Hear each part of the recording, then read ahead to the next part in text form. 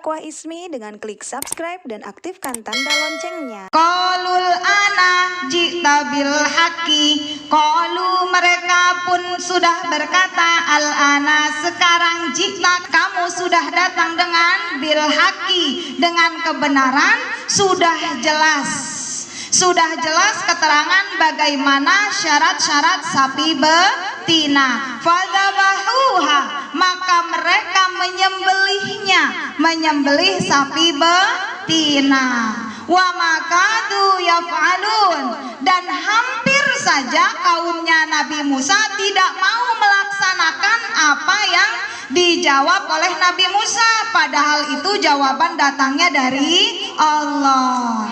Inilah kaum zaman dahulu suka meremehkan, suka meragukan pesan-pesan Allah yang dibawa oleh nabinya.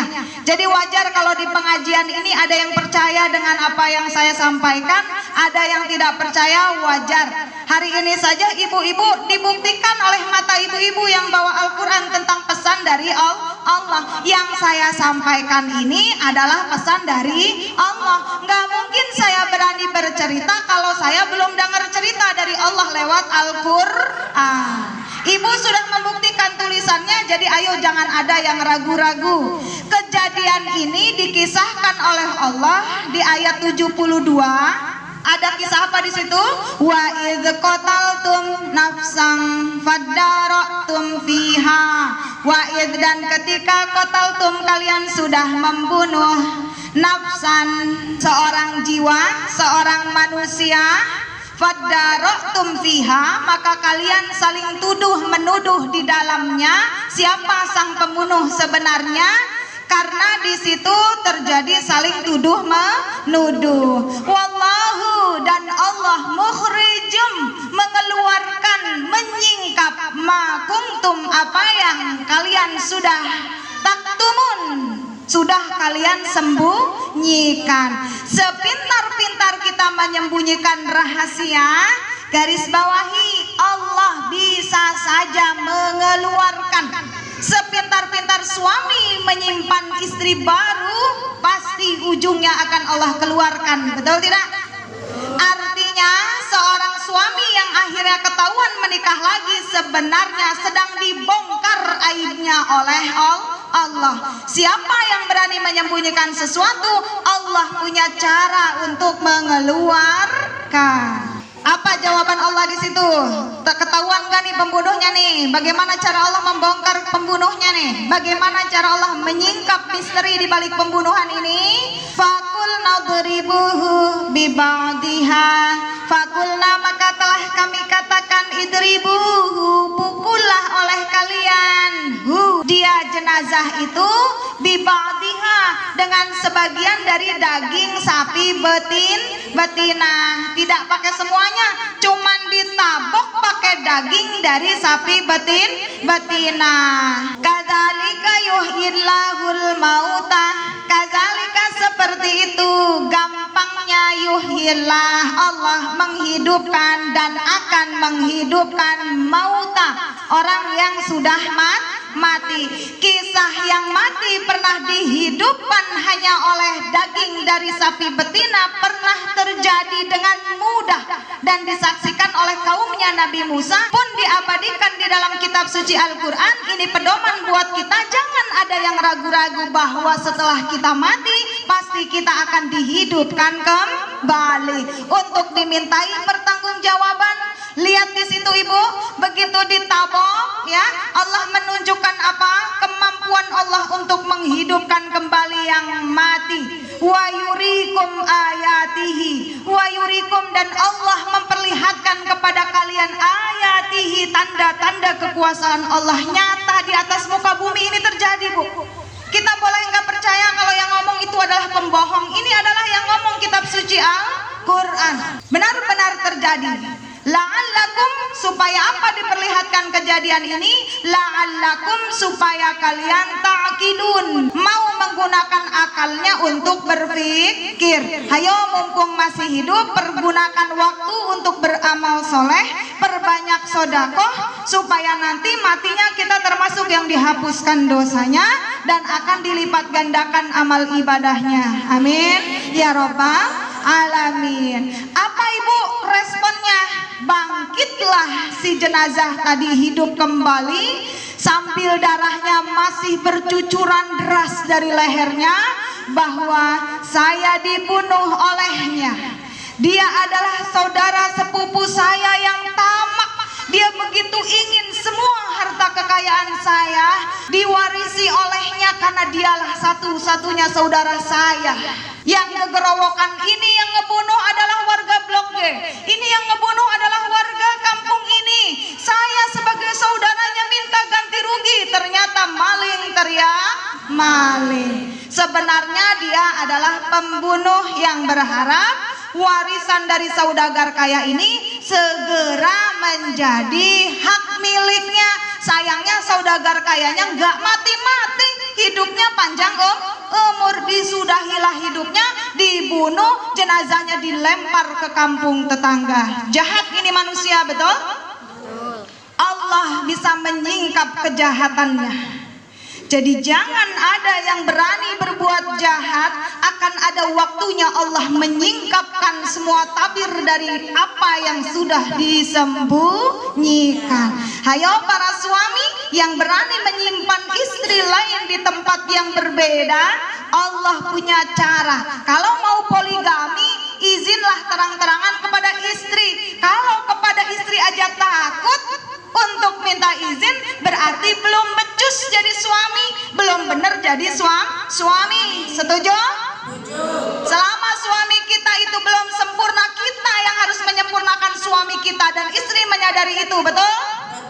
Kalau kita sudah maksimal menyempurnakan suami kita, karena kata Nabi dengan menikah adalah menyempurnakan sebagian ibadah, tapi begitu suami sudah merasa sempurna, berani cari-cari wanita lain, berarti dia lupa diri. Baik Ibu, lanjutnya kisah tentang sapi betina ini. Apa spesialnya sapi betina ini, Ibu mau tahu? Sapi betina ini adalah milik dari seorang yang akan wafat. Dia memiliki sapi yang masih kecil, punya anaknya pun masih kecil. Satu waktu dibawa ke hutan, dititipkan kepada Allah Tuhannya Nabi Ibrahim. Untuk apa Ibu? Untuk dititipkan kepada Allah. Ya Allah, kalau putraku yang soleh ini sudah dewasa, sudah bisa mengurusnya, mudah-mudahan ini akan menjadi milik anakku dan akan sampai ke tangan anakku. Satu waktu anaknya sudah tumbuh dewasa, mengabdi kepada ibunya, dan ibunya itu benar-benar dipatuhinya. Tugasnya malamnya dibagi 3, untuk tahajud dan untuk berzikir serta untuk mengabdi kepada orang tua. Hari-harinya mencari kayu bakar di hutan. Ibunya satu waktu bicara, Ibu. Kata ibunya apa? Wahai anakku, sebenarnya bapakmu meninggalkan sapi untukmu di hutan. Coba kau minta kepada Allah, berdoalah kepada Tuhannya Nabi Ibrahim supaya ia menunjukkan di manakah sapi betina itu berada. Sapi itu Bu, setiap ada orang ke hutan, dia langsung bersembunyi. Setiap ada orang ke hutan mencari kayu bakar, sapi itu langsung bersembunyi. Satu waktu anak itu mencoba mencari, dan luar biasa Ibu, sapinya lagi merumput dan diam tidak pergi. Menoleh, dia berdoa, wahai Allah Tuhannya Nabi Ibrahim, wahai Allah Tuhannya Nabi Ismail, wahai Allah Tuhannya Nabi Musa, berikan hamba petunjuk atas apa yang sudah diceritakan oleh ibu hamba. Datanglah sapi itu, wahai anak muda, aku adalah sapi yang diwariskan oleh bapakmu. Bapaknya sudah meninggal Ibu, dan bawalah aku. Baik, ibuku sudah menyuruhku untuk membawamu. Baik, bawalah aku. Nah, begitu dibawa, dia sambil membawa kayu bakar, kata sapinya bilang begini, naiklah ke pundakku biar kau ringan membawa kayu bakarnya. Kata anak soleh ini bilang apa Ibu? Ibuku berpesan, aku cukup menggandeng lehermu, aku tidak boleh menaikimu. Jadi aku tidak akan mau menaiki pundakmu, maaf. Kata sapi, demi Allah Tuhannya Nabi Musa, kalau kau menaiki punggungku, aku tidak akan pernah jadi milikmu selamanya. Akhirnya karena anak ini patuh kepada ibunya, bisa dibawa pulang Ibu. Kata ibunya, jual nak, jual. Bilang siapa yang mau beli lepaskan jika dia memberikan 3 dinar. Pas dibawa ke pasar ada yang nawar, yaitu malaikat yang menjelma manusia mau membelinya dengan harga 6 dinar. Lebih besar, betul? Namun ibunya berpesan cukup dengan 3 dinar. Dia bilang, maaf, saya akan menjualnya dengan ridho dari ibu saya. Masalahnya ibu saya pesannya suruh dilepas jika ada yang menawar 3 dinar. Terima uang ini, aku akan membayarnya 6 dinar asalkan kamu jangan bilang ibu kamu. Tidak, saya harus tetap mencari ridho ibu. Saya pulang dulu ya. Ya, silahkan. Begitu pulang, silahkan nak, lepas dengan 6 dinar. Begitu datang lagi ke pasar, ketemu lagi yang mau membeli dengan 6 dinar. Kata dia gini, boleh sama ibumu? Boleh. Saya mau lepas ini dengan 6 dinar. Maaf, saya terima 6 dinar akan saya beli kalau kamu tidak izin ibumu. Saya ganti harganya menjadi 12 dinar. Yang penting jangan bilang ibumu. Nggak bisa, ibu saya ridhonya 6 dinar. Balik lagi ke ibunya, sepertinya itu malaikat nak. Tanyakan kepadanya apakah kau boleh menjualnya. Balik lagi ke pasar ibu, kata anak soleh ini bertanya, ibuku berpesan padamu, bolehkah kami menjual sapi ini? Beri kami jawaban, boleh dijual atau tidak. Apa jawaban malaikat? Jangan kau jual.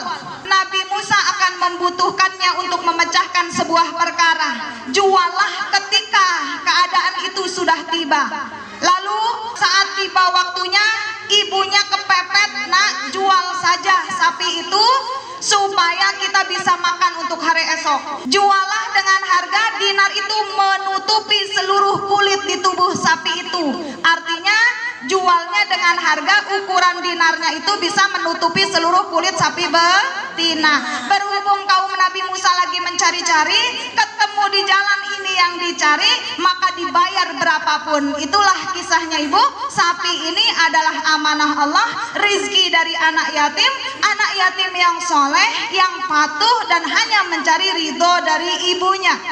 Jadi ridho ibu itu menghantarkan siapapun dalam kesejahteraan dunia dan akhirat. Mudah-mudahan putra putri kita termasuk putra putri yang seperti pemilik sapi betina ini. Amin ya rabbal alamin. Kemanapun dimanapun tetap mengutamakan ridho dari ibunya. Ibunya, baru bapaknya. Itu saja, kurang dan lebihnya mohon maaf. Wallahu muwafiq ila aqwamit thariq. Billahi taufik wal hidayah. Wassalamualaikum warahmatullahi wabarakatuh. Waalaikumsalam warahmatullahi wabarakatuh.